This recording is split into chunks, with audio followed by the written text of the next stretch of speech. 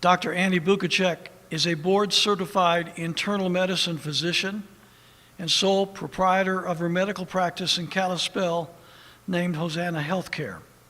She's been practicing medicine for over 30 years, most of those years in Montana. She got her medical degree from the University of Illinois in Chicago, did her internship and residency of internal medicine at Oregon Health Sciences University. Dr. Annie is a council member and fellow of the American College of Physicians Montana chapter, and in 2019 won the ACP Laureate Award for commitment to excellence in medical care, as well as service to their community and the ACP. She is a member of the Montana Medical Association Legislative Committee. She was voted Best Family Physician in Flathead County 2012 and 2019, and she is a member of the Flathead County Board of Health. Dr. Annie has been a president of Montana Pro-Life Coalition since 2008 and is a member of the board of directors of the Montana Shooting Sports Association, MSSA. She is a mother of 5 and a grandmother of 12. You're going to come and help her with her podium. Please welcome to the podium Dr. Annie Bukacek.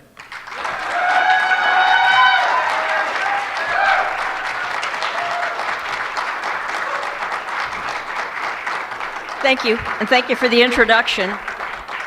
At a time where telling the truth is considered a threat to national security, we're very blessed to have a pastor who tells us the truth. We are blessed beyond measure.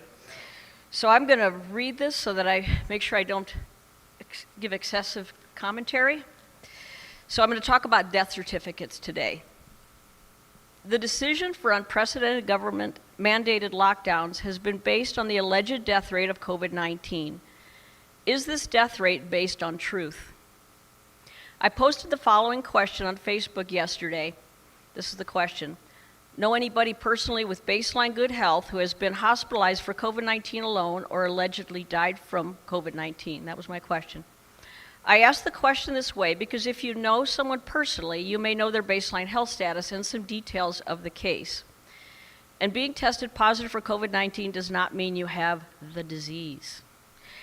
Even asking the question this specifically, I still got some people saying their spouse knows a friend who's of a nephew in New York. And some who answered yes but didn't give the details, even though I asked them, could you please submit some more details? I got over 350 comments and received dozens of no answers, if not scores. Last I counted, there were 3 or 4 who answered yes and said their case fit the criteria, and they gave me some details. But even those 3 or 4, giving them the benefit of the doubt that they were answering honestly to the best of their knowledge, does that mean the person they described was actually stricken with COVID-19? Inquiring minds want to know, are the reported deaths from COVID-19 truly deaths from COVID-19?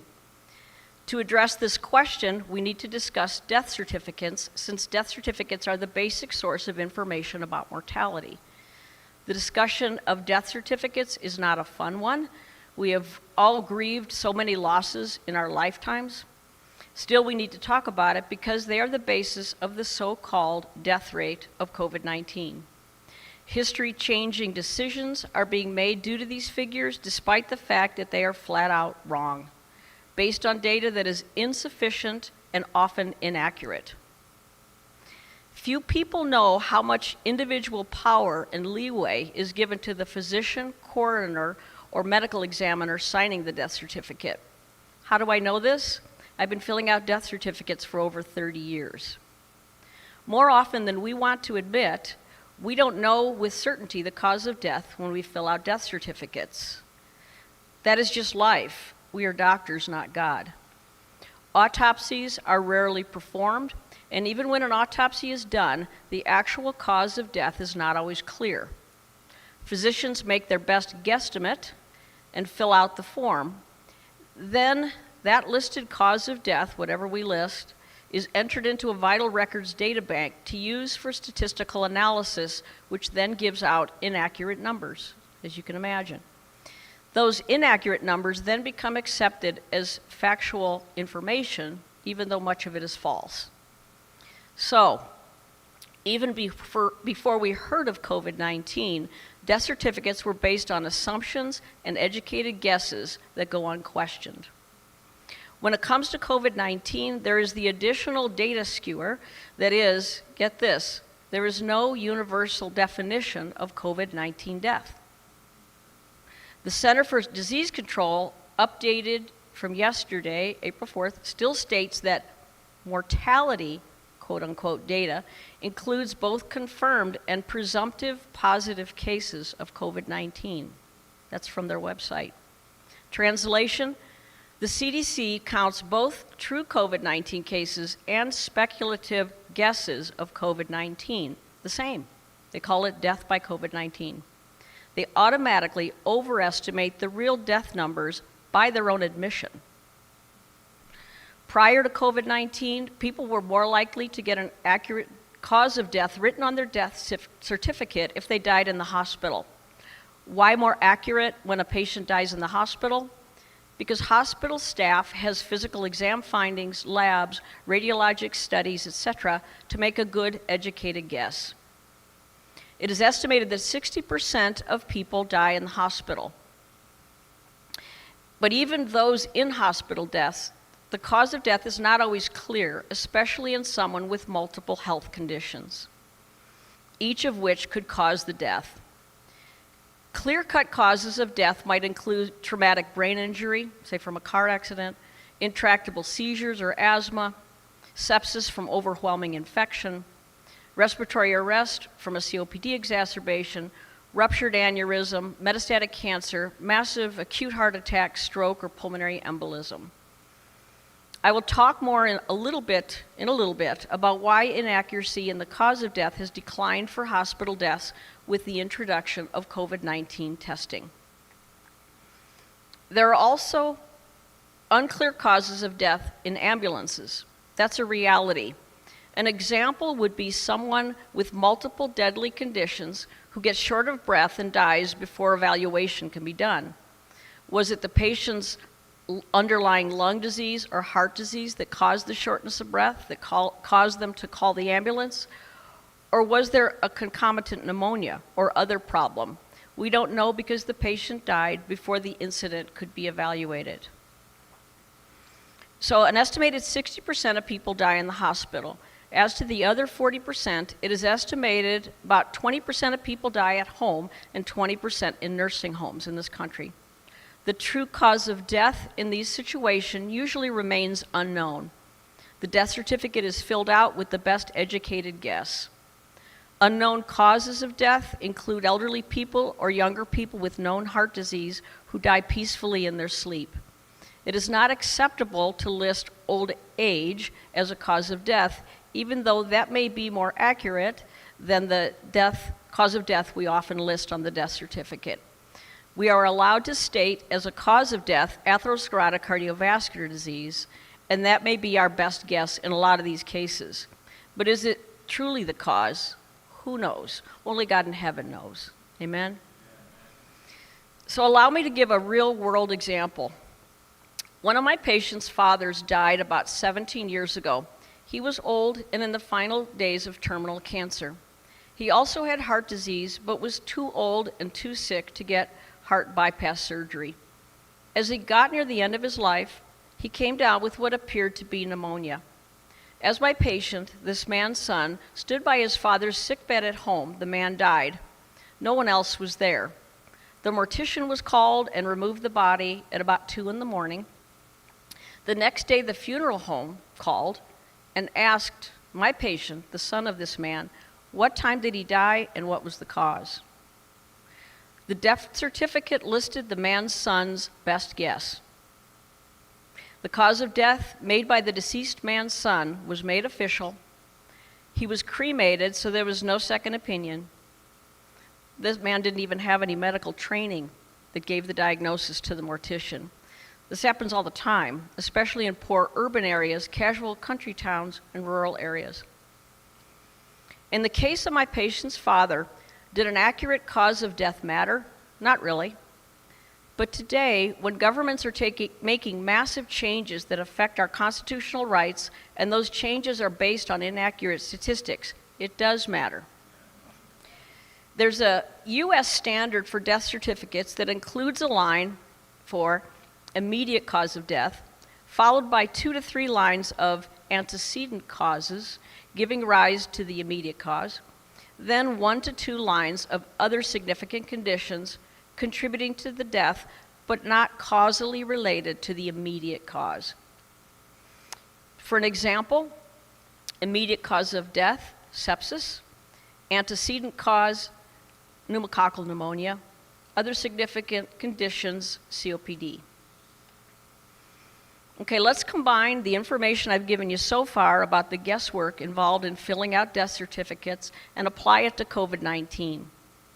The analysis that follows requires the presupposition that in today's medical climate, many, if not most, patients sick enough to be hospitalized will be checked for COVID-19. It also requires an understanding of what we know at this point, that most people who test positive for COVID-19 have mild or no symptoms.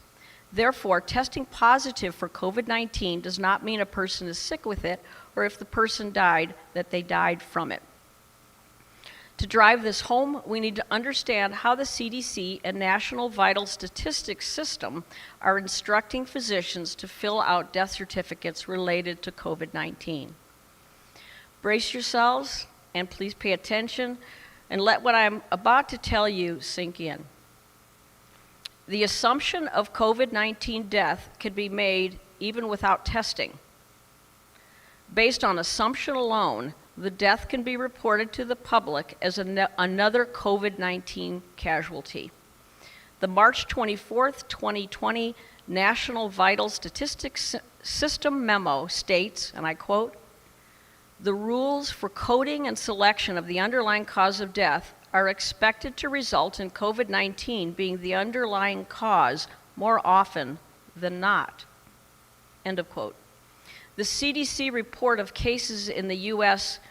memo from yesterday states the death numbers are preliminary, quote, and have not been confirmed. So, quote, the results are preliminary and have not been confirmed, end of quote. It's from the CDC website. Here's a quote even more laden with meaning. Stephen Schwartz, National Director of the Division of Vital Statistics, says in answer to the question as stated in the organization's COVID-19 alert, quote, "Should COVID-19 be reported on the death certificate only with a confirmed test?" Check out his answer, and I quote from this memo, of which I have a copy, quote, "COVID-19 should be reported on the death certificate for all decedents where the disease caused or is assumed to have caused or contributed to death. Certifiers should include as much detail as possible based on their knowledge of the case, medical records, laboratory testing, etc." End of quote. I'm sure you all feel so reassured the government is asking doctors to provide their very best guesswork. Not. Fact, quote, "COVID-19 caused death," end of quote, and, quote, "assumed death by COVID-19," end of quote, are not the same thing.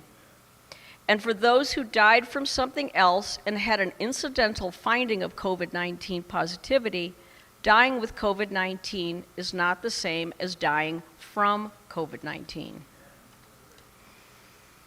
I'm almost done, but want to clarify the process with another patient example. This is something that could happen commonly. It's not a specific patient I'm thinking of. Let's say it's a sick patient who goes into respiratory arrest at home. He is intubated at home by EMTs. They put a tube down his throat to help him breathe. He's taken to the hospital by ambulance, put on a ventilator in the ICU, put on antibiotics for presumed sepsis, given IV fluids because his blood pressure has bottomed out. The bacteria pneumococcus is found in the blood and sputum cultures. Pneumonia is seen on the chest x-ray. Despite the staff's best efforts, he dies 2 days after admission. Like I said, this is not an uncommon scenario.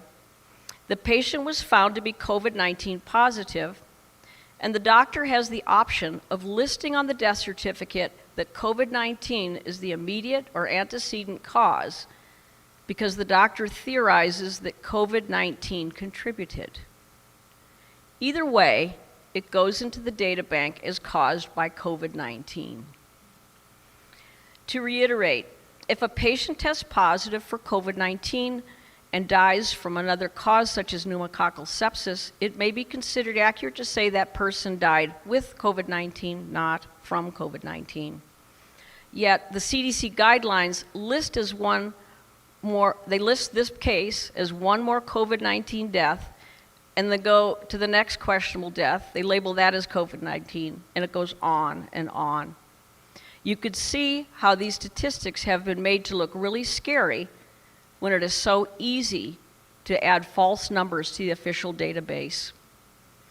Those false numbers are sanctioned by the CDC as of their memo yesterday, April 4th. I have made physical copies of those memos in case more people start looking at their website and they decide it's too much truth for us. I hope I was able to make my point.